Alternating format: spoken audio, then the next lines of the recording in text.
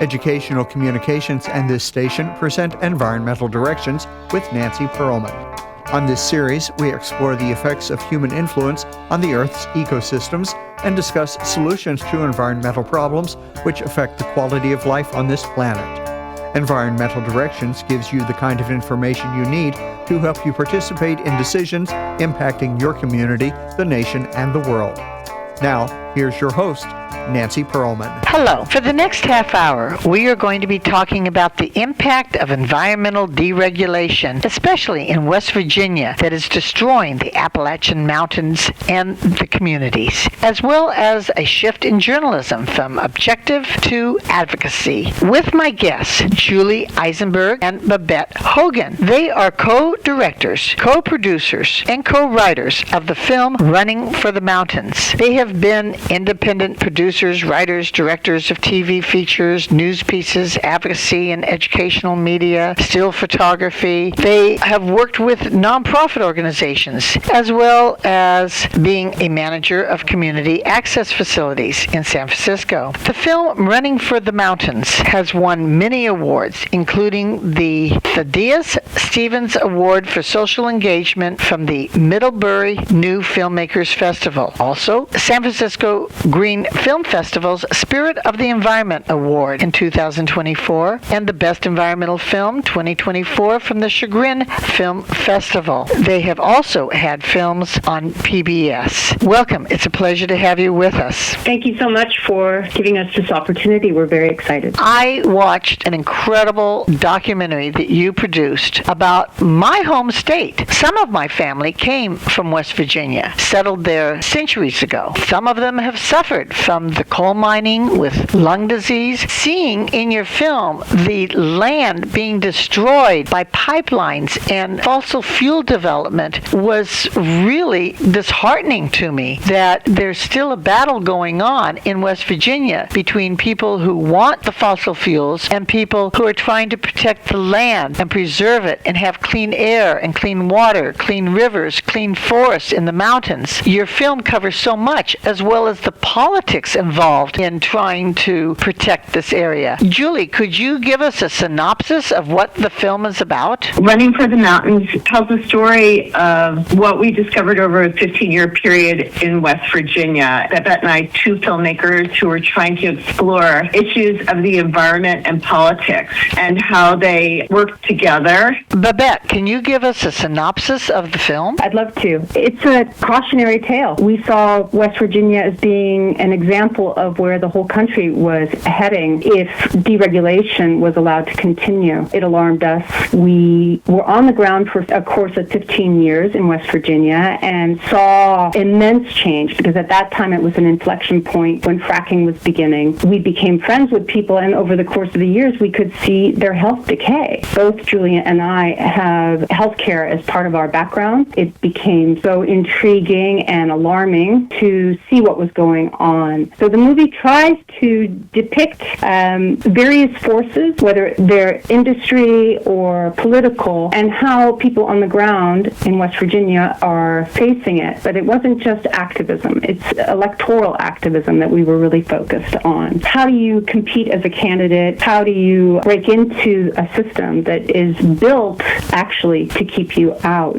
The movie morphed, as documentaries may. That's a fantastic summary of it. To follow up on what Babette was saying, the movie morphed. The more time we spent on the ground, the more we saw how difficult it was for the message about what was happening in Appalachia with extractive industries destroying the land, hurting communities. We saw also that the media was complicit, the political system was complicit, so we kept going back year after year and recording what was going on the ground in terms of the destruction, but also we followed people who were trying actively to run for office, and some of them ran for office repeatedly. Part of their attempt was not just to gain the power of the political office, but also to expose what was going on the ground, because in West Virginia, both the political parties were both for mountaintop removal, which, if the audience doesn't know, means taking dynamite and exploding a mountain to get to the coal seam and get to the coal more efficiently. It was very eye-opening for us.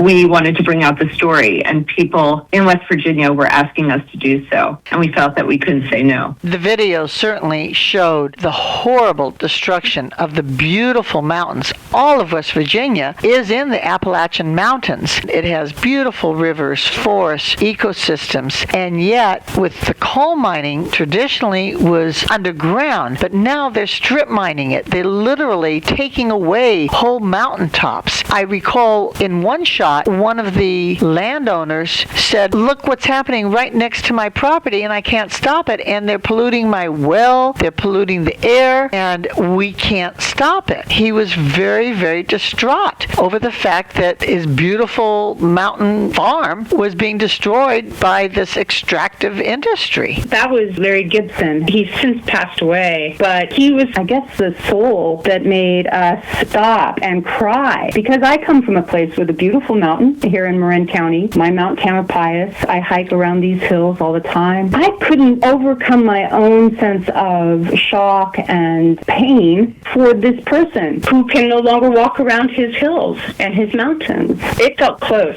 You're in San Francisco, I'm in Los Angeles, but we have mountains, of course, everywhere, and we have extractive industries everywhere. I'm wondering if you had any reservations on taking on these extractive industries. They're multi-million-dollar, billion-dollar industries, as well as the West Virginia political players, and how most of them are taking that money from these industries, and they don't want to see these industries regulated, although you did feature one legislator in the state of West Virginia's legislature that was actively opposing what's going on. Mike Mannypenny. Didn't he have threats against him? Yes, it's just a way of life there for anybody who's willing to push back. It is a way of life. Jesse, too, had death threats called into him, or even to his mother. So it's a dangerous place for all activists. I think their heroism is what fueled us and allowed us to push through our own fears in making the film. Yes, those are very powerful industries and very powerful people holding elected office there. I may have had more reservations or fears even than Babette, just by our various natures, but we heard, Larry Gibson, who Babette referenced earlier, the grandfather of the anti-mountaintop removal movement, he had bullet holes in his door. And in the film, we also have people interviewed relating how they were run off the road, death threats. Of course, in the making of the film, Babette was arrested. So we did know that people were quite serious, and this was a rough political area that we were entering into. Sometimes we thought maybe we were doing it more stealthily, and sometimes we passed, and sometimes we did not. We did not blindly go into West Virginia with our cameras, at least not after the first time. We knew that we were going to have to be more careful about how we presented ourselves and not come in there as just some tree huggers from California. That was not going to get the awesome reception that we might have thought the first time we came in. You mentioned that Babette was arrested. What for and what happened? That was such an interesting story. I was arrested supposedly when I finally saw the papers. It was for obstruction. Of course, I hadn't been obstructing anything. I was in a car that the police had stopped during a drive as they were trying to organize parking vehicles. We hadn't done anything, but I was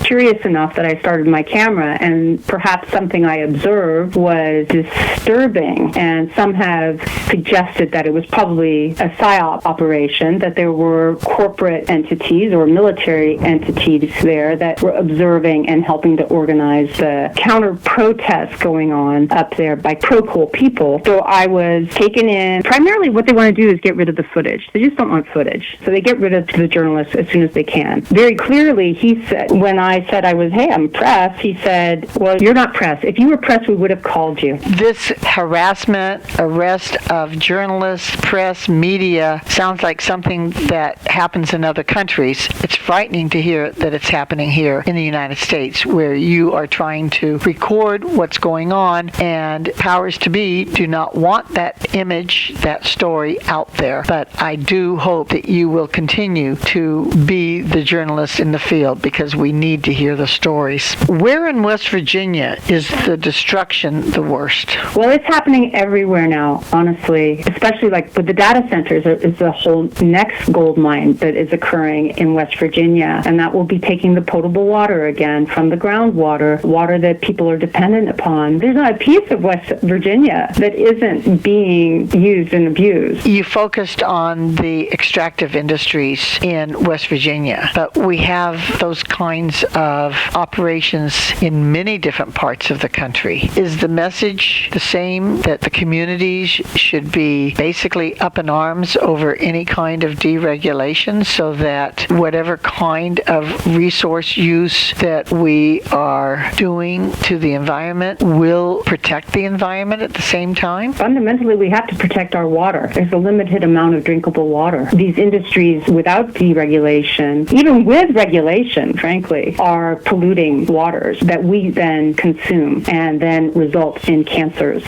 for us. Yes, please be up in arms about this. You have dedicated your film Running for the Mountains to Jesse Johnson. Can you tell us why he's so important? Yes, absolutely. Jesse, whom we met back in, I believe, 2007, was the first person who approached us and said, if you want to have a political story that deals with the environment, you should come to West Virginia. I'm going to show you what's happening there. They're blowing up the mountains. And we thought he was, let's say, giving a bit of a tall tale or exaggerating, but when we went there and saw what was happening, it did break our hearts and it did hook us into the story. So we ended up spending lots of time with Jesse, and it was his most fervent hope that we get the story out about what was happening in West Virginia. He was happy and wanted us to document his political runs. He was the impetus for Running for the Mountains. Unfortunately, he died of a rare cancer just a few months ago. He would have loved to know that this story is getting out and that change is still possible. He was a very fierce West Virginian, loved his state. Jesse, he thought of himself as a first responder and a protector, and he saw his state and the people of the state under threat, and he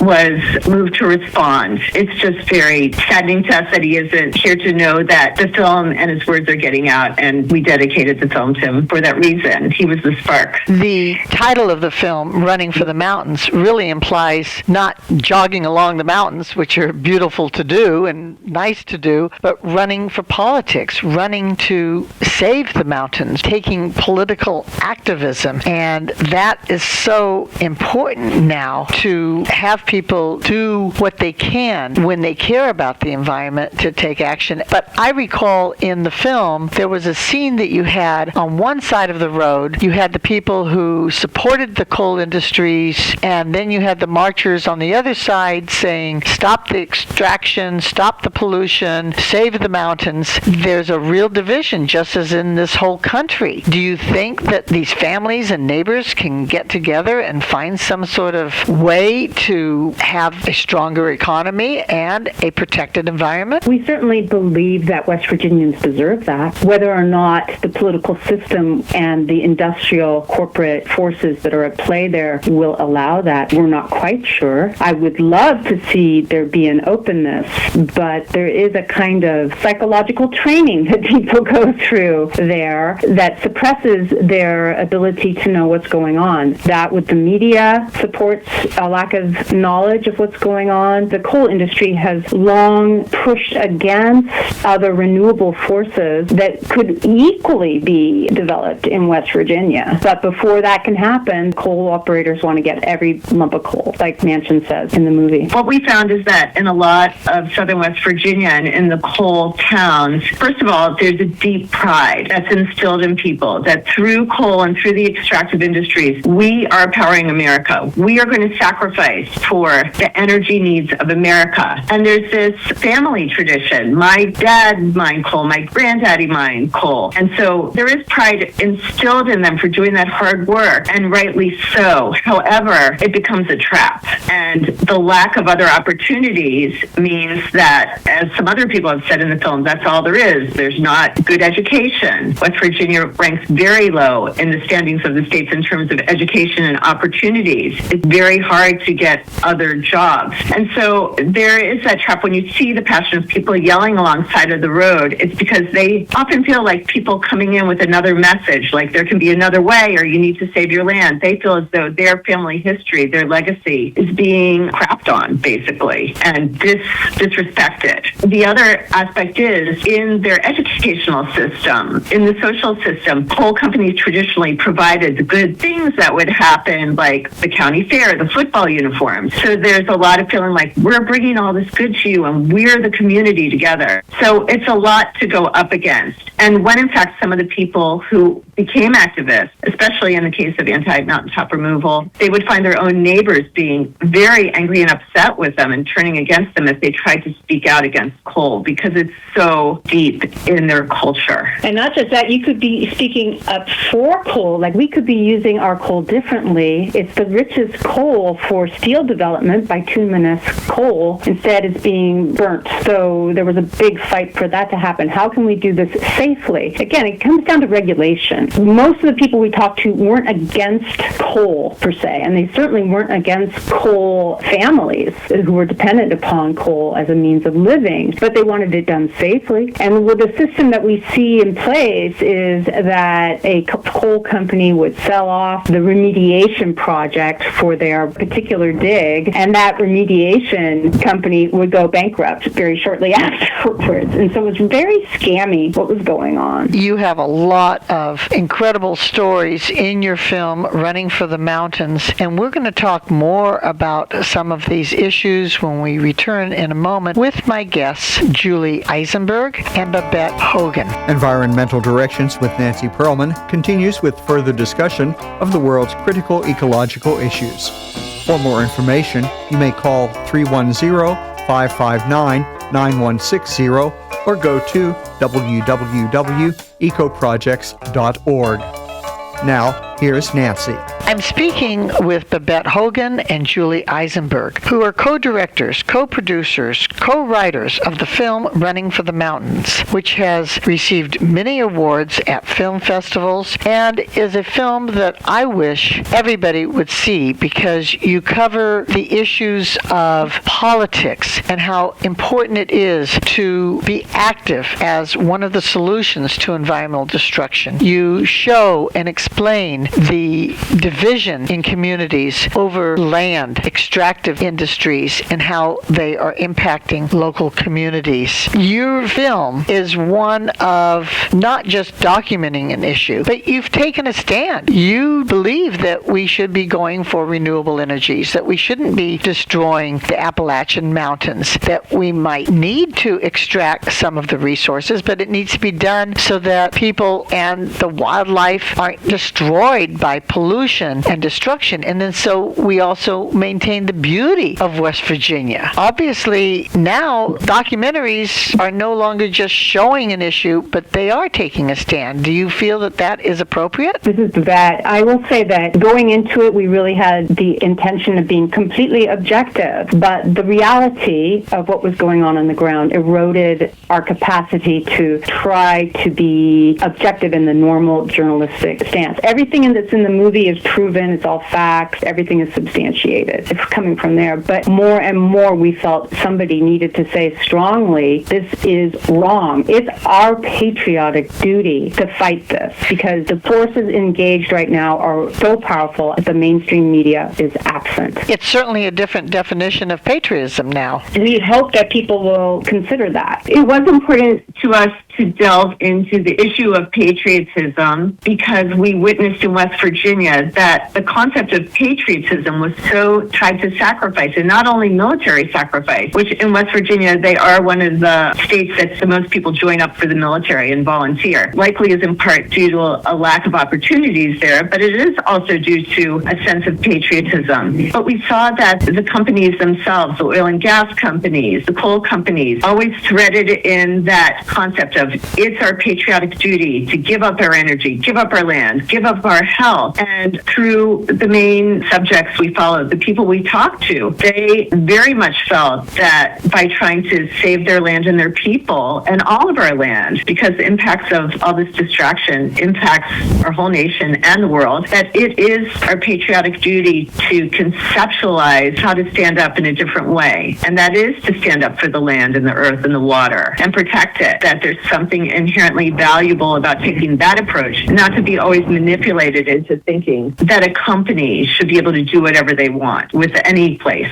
We wanted to question the validity that everything, our health, our water, our environment, should be sacrificed under the banner of energy independence. We certainly should have some sort of energy independence, but not by sacrificing our health or the environment. We need to protect the environment because without having a clean ecosystem around us, we all are threatened very seriously. You do believe that people should not feel helpless, that they can do something. Yes, we believe that people still have power, that if you can vote, you should be participating in voting and beyond. Even though things can be very dispiriting, it's important to remember that no regime stands forever and people can topple oppression if that's what they're experiencing. We need to feel empowered to talk to each other, get in community, call out what we see that's not okay, especially, we believe, when it comes to environmental devastation. In West Virginia, there is something called the Mountain Valley Pipeline. Could you explain what that is? Are there other pipelines through West Virginia that are being planned or under construction? Because I know that some landowners don't want the pipeline on their property, but apparently their property is being taken for pipelines against their wishes. Yes, in our film we talked about the back and forth issues with the Mountain Valley Pipeline, which is a huge pipeline that was constructed to transport natural gas from West Virginia through Virginia to the coast for export. And there were a lot of issues with that pipeline, environmental issues, environmental impact, issues with the land that it would go over, the streams and rivers it would cross. There were a lot of different issues and problems with it. But Joe Manchin used a lot of his political force as a swing vote to push that through. And so we did show the anguish of landowners whose land was going to be taken through eminent domain to have this pipeline pushed through. And in fact, it has been pushed through and it was completed, I believe, in June 2024. Just very recently, in the past probably month or so, they want to have an expansion on the Mountain Valley Pipeline called the MVP Boost with more compressor stations. And there are also other pipelines from the company that they're seeking to build. One is called MVP Southgate. So there are more pipelines going through. You mentioned fracking. What is that and how does that differ from coal mines and strip mining? Fracking is a system of extracting gas from the ground, and it goes deep. We have it here in California as well, and we have issues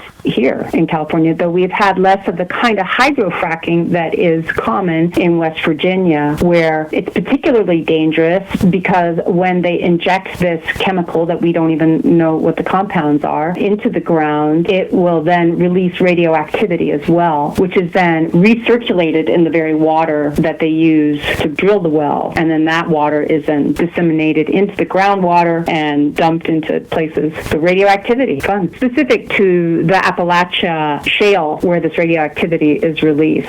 But Appalachia, as we know, goes all the way up to New York and all the way down to Georgia. So that's a long stretch of radioactive material that is being released into our waters. Your film, Running for the Mountains, certainly shares what's happening in our environment, in our country today, politically, ecologically. So many different stories are presented. It's a film that I hope everybody goes out and watches. They want more information. You have a very simple website, runningforthemountains.com. Just right now, this film has begun to stream on Amazon or on Canopy through their public libraries or universities. That's wonderful. Both of you have been video producers, directors, writers. You've worked for nonprofits. You've worked with many different companies on films, including PBS shows like Water for Life. There are definitely many different ecological issues. What areas are you going to explore next? We have much more material that we did not make it into the film, so we're going to continue to hone some of that and produce smaller pieces that can deepen people's understanding of the strategies and tactics used to suppress people's voices, to make a citizenry viable to allowing such destruction of their environment. We think that we're all going to be facing this. We're all facing data centers, for example, being developed developed in our areas. That's also going to take a lot of potable water. I think our main concern needs to be the potable water. Not all of us can afford filtered water. That's something that we saw in West Virginia. It happens all the time, honestly. In southern West Virginia, the water's polluted. That's what we also saw in 2014 with the chemical disaster that occurred, the spill that occurred. We want people to be able to grasp the importance of regulation. You have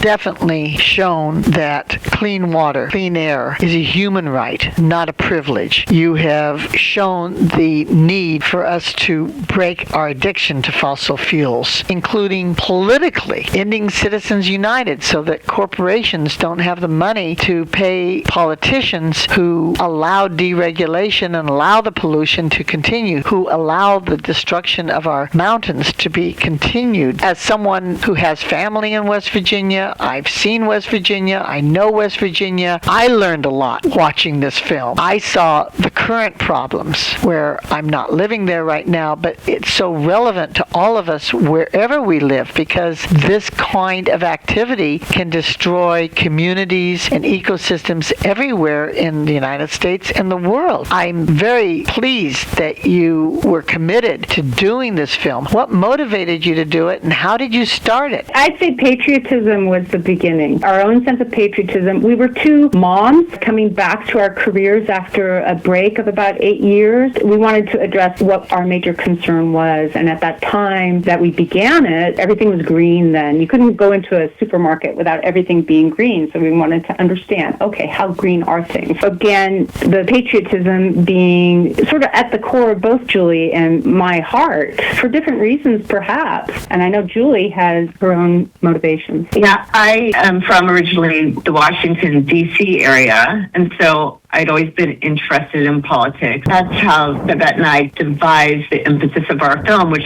was to be looking at a couple of things. First was third parties and if they would impact the 2008 election back then when everything was so green. Would that be a factor? And also looking at candidates who said they were green. Were they really seriously green? That's what drew us into it and brought us to, in 2008, 3 different political conventions. And then from there, we ended up focusing down and honing in on West Virginia. And then gradually through the film, and in part because we covered the very long arc of the rise of Joe Manchin as a power player, not just in West Virginia as the governor, but then as a U.S. Senator, brought our focus out again to national politics and energy policy. And I think that's truly, 15 years is a long slog to make a film. We certainly didn't set out to do a 15-year piece. We thought it would be kind of a one and done in a year or two. But having that long arc really allows you to see story develop over time. We saw a political story developing over time with Trumpism. We saw the environmental story develop with fracking and destruction. So it wasn't just southern West Virginia that was being assaulted. And we saw the rise of a player, a senator like Joe Manchin, who is personally invested in coal, has his own coal plant, but yet was on the energy committee. And depending on which administration was in power, he was either a minority leader or the majority leader. When we finished the film, he was a majority leader until he became independent then and was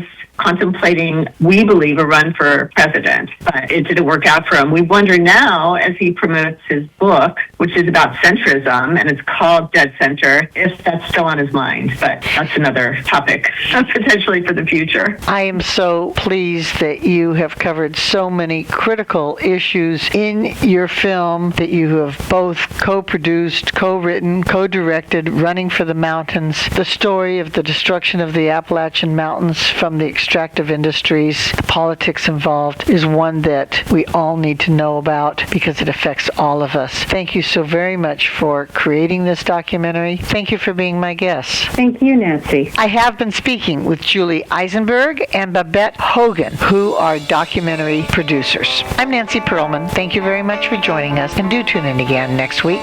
If you would like free information about these environmental issues, go to www.ecoprojects.org or call 310-559-9160. Environmental Directions with your host, Nancy Perlman, is a community affairs program of the nonprofit organization Educational Communications and this station.